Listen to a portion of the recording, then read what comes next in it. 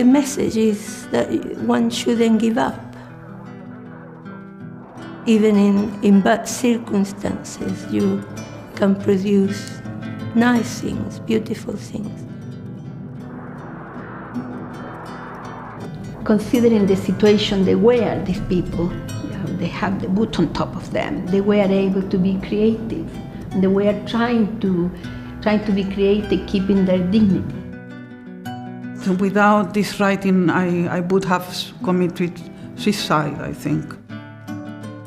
When you have those little gifts that you make out of a little button or something out of a nut or something, and you carve it and do something for a friend, it's showing your brotherhood or sisterhood.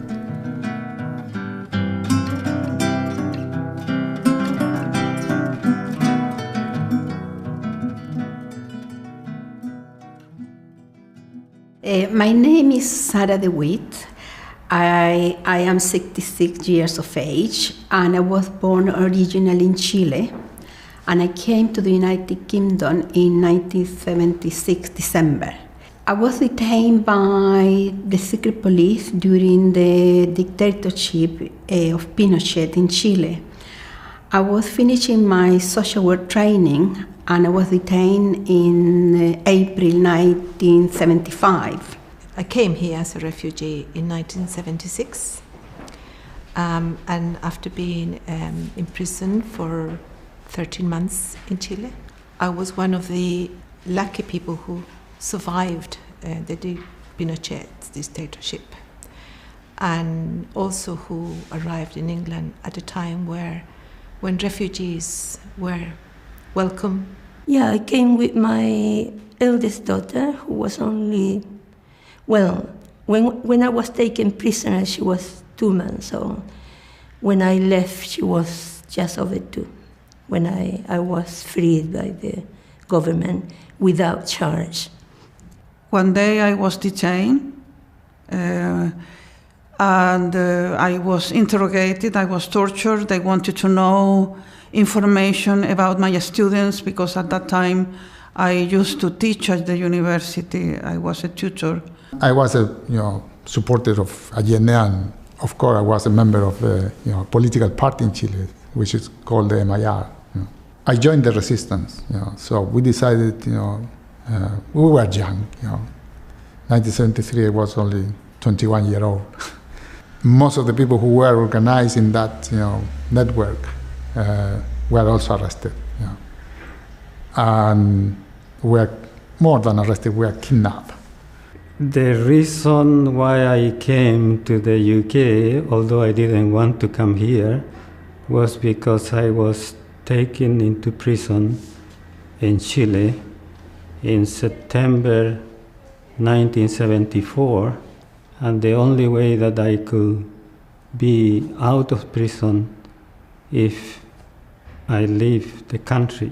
When President Allende was elected, I supported his election. I wanted some changes in my country. After the coup in 11 September 1973, I managed to survive until the 3rd of January 1975 on the underground, when I was arrested. We were detained under something called a stage of siege. We didn't have trials. We were never accused of anything. So you just didn't know what you didn't know, whether you could be taken, and some people were taken back into Villa Grimaldi to be tortured again, whether you could still disappear. You just never knew what was going to happen. I was a member of opposition to the dictatorship. I took the decision to fight for the restoration of democracy. In total, I was 44 days in a center of detention and torture. I was lucky in a way that they didn't have much of my story when they caught me and put me in prison. I was taken and was very badly tortured. with electricity and blows and all that. The Venda Sexes, which were the two places where really people were subjected to torture most of the time, were certainly very obscure places and horrible places to be.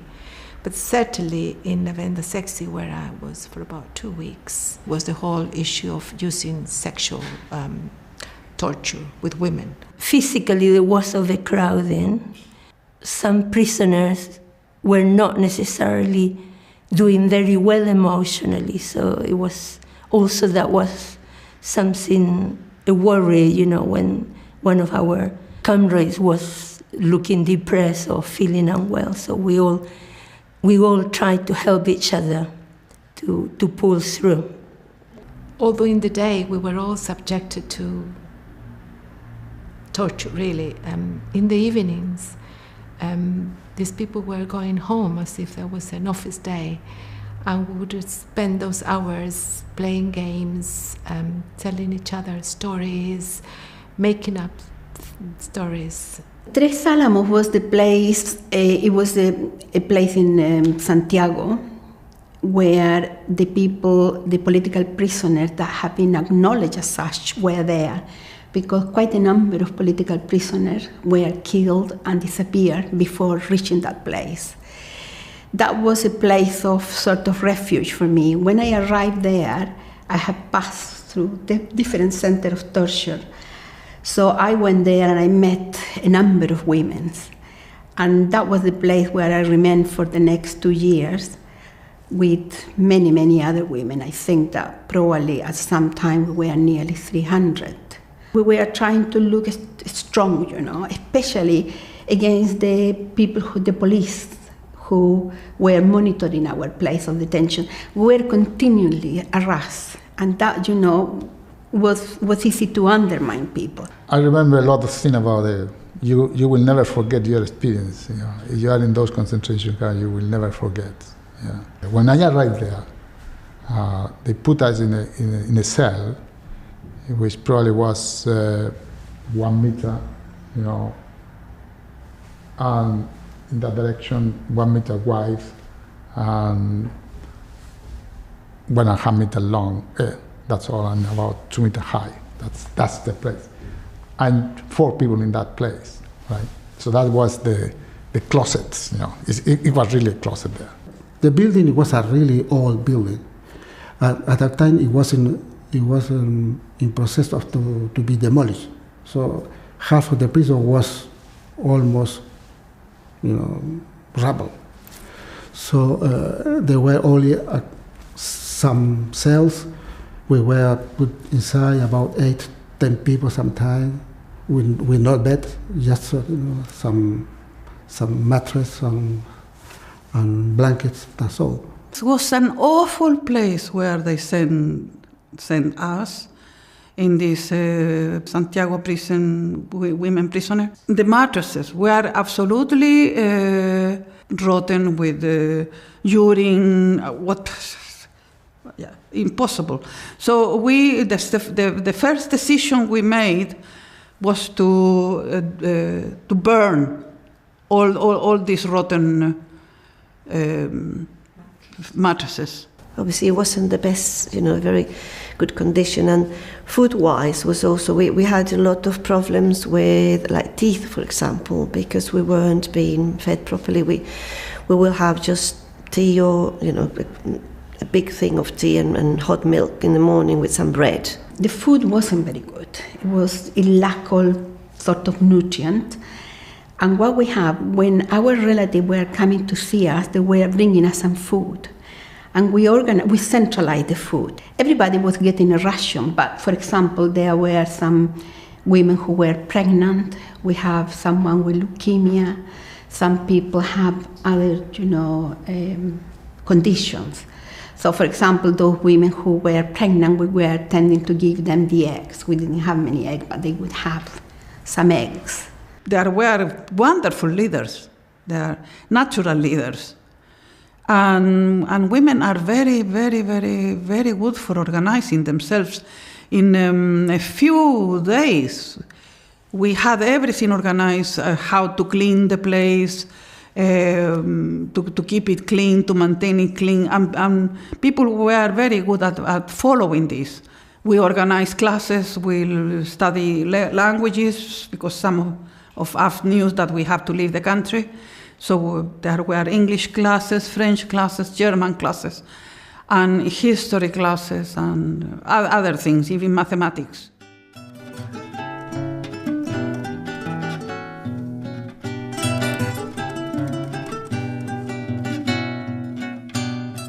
We had what we call a taller laboral, like a workshop where we used to make from shoes to dresses, variety of things, and then we could also sell to some of the relatives that would go and use that money to buy basic things that we needed for many of our compañeros whose families were not able to visit them, or who were from outside Santiago, that they couldn't really go every week. That was extraordinary, because to begin with, we're just doing it just to keep ourselves occupied and to send something outside and learn new skills while we were in prison.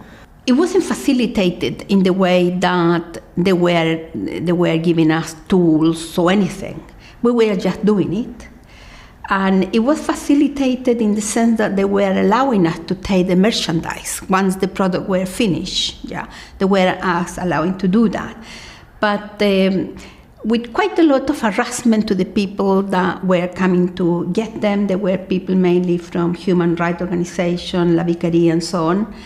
And we were passing them the merchandise. I made a cardigan with what we call lana virgen, like wild wool. I haven't ever been able to do any knitting in my life before. I had to take lots of lessons from people who knew what they were doing, and it's a complete cardigan with a zip, and it's like a hoodie really, something like that. Obviously it's over 40 years old, the zip bit is rusty. I don't know, I just kept it for sentimental reasons. It even got some few holes by now. I haven't worn it for years and years, but it was something that I was very proud of. The basic unit where everybody do things, particularly in regard to the craft, was La Carreta, because at that place you met with a carpenter which is being arrested, or you met with a doctor which is being arrested, or you met with a student. So it was a mixture of everybody there, right?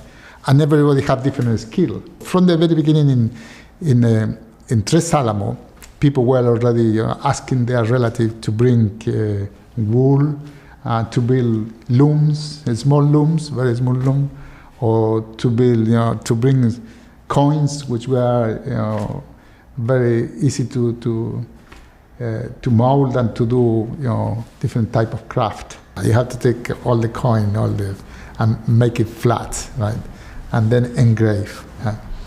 And we use very simple tools to do that. So small files. You cut it in, you just break the file, and because these files are steel, so you use the file to do the engraving. So you can do beautiful figures on the coin, and you put it on the cigarreras. The camp is full of noises when people are working. There are people working with metals, with silver coin, flatten them to make rings, to make medals, medallions. Sometimes during lunch, if you were lucky, we got some meat. The most part of this meat was bones. So we used that to make objects like hammers, doves, star. With a kind of knife, we carved the bone very carefully. We got a lot of time, so we weren't worried about the time, so just doing that whole day almost. When I got hold of the stone, I did a lot of work in the kind of jewelry for my sisters, and for my mother I make some figures in copper, the good thing of concentrating in something that you want to achieve and you are putting the mechanical sort of effort in doing something, it helps you to forget the situation that you are in. One problem is that there is a constant psychological pressure that you put yourself, because you start elaborating situation of what's going to happen with you, what's going to happen with. But when you are concentrated in doing something with details and time consuming and all this stuff, you concentrate so much that you alleviate your mind, and then you feel after that you have sort of have a break from that. I was an embroiderer. You know, some women, the creating of patterns, some women, the sewing of the blouses. I was one of the ones who embroidered the blouses. I used to think it was my therapy. It allowed me to relax, to think about my life and to think what I would like to do in the future if allowed, and so on. So in that sense, it was a way of, it made me feel more resilient, more stable. Personally, I am not very good with my hands, so I am more the intellectual than labor by hand. But I did things that later they told me that the university parish church organized exhibition with my work, because they were from my university and people recognized me, and so they saw the little things I did. I did weaving, I did work in leather. It's a way of communicating to the exterior in Chile and abroad that this work were made by political prisoners, and that allows you to talk about the dictatorship, talk about what was going on in Chile, was the repression, how the people were disappearing, were executed. I had time, for the first time from my detention, to think about what was happening to me. And I realized that I was a witness. For some reason, history is very important to me. And I realized that I had perhaps one day to write about what I was seeing. I would close the door and I would start writing in a small little pieces of paper, and I would hide them inside. I would dismember a cigarette, and I would put it inside, and then put some tobacco in, and topping with some tobacco. And I passing this to my mother during the visit. When I left prison, I asked a guy from the International Red Cross to take all these pieces of paper out of the country in a diplomatic valise. And they were torturing children, mother. They were stretching their bones, mother, and giving them electric shocks, mother, hour upon hour, mother. Interminably ages, then ages again, mother. And their shrieks were all round me, mother, and to blackest black, to demented were, mother, little giddy with grief. And I cried as I have never cried before, mother. I cried in a frenzy, mother, desperate to my last fibre, mother. And the children scream in more and more anguish, mother. And I cry, mother, and I will never cry again as long as I live.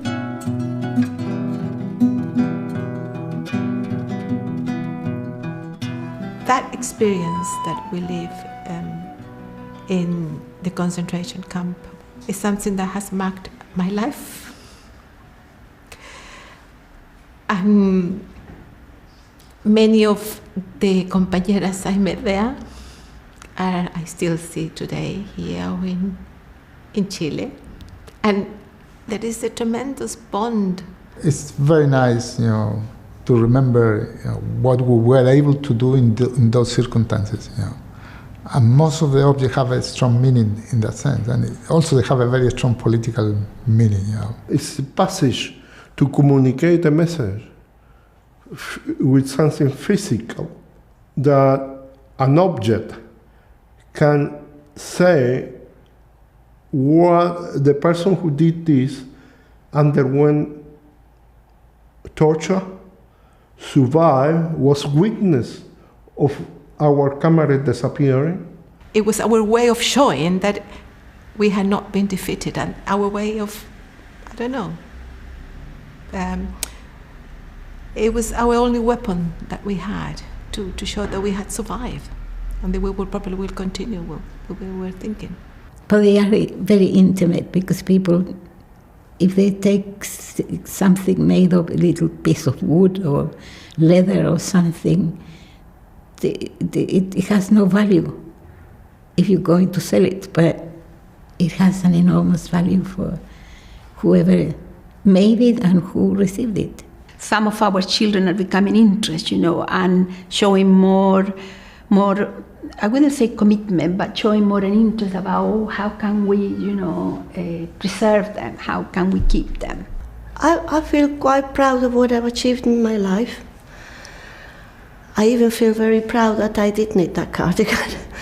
It was a tremendous achievement.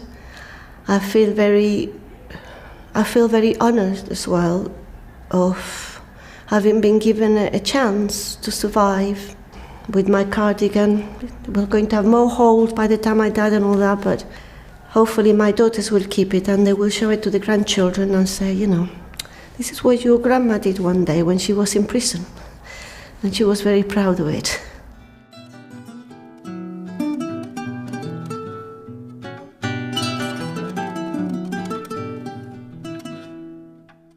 As far as I know, this is one of the largest collections of objects made during the dictatorship in concentration camps. Not only shows the huge trust that Creator has put on us to lend the object, but also how 45 years now since the coup d'etat, this issue is still arising quite a large interest. I have kept my blouses. They accompany me to exile, and whenever I see the blouses, I remember a situation so hard like that and show that I can survive, so anyone else can survive a horrendous situation and keep on living.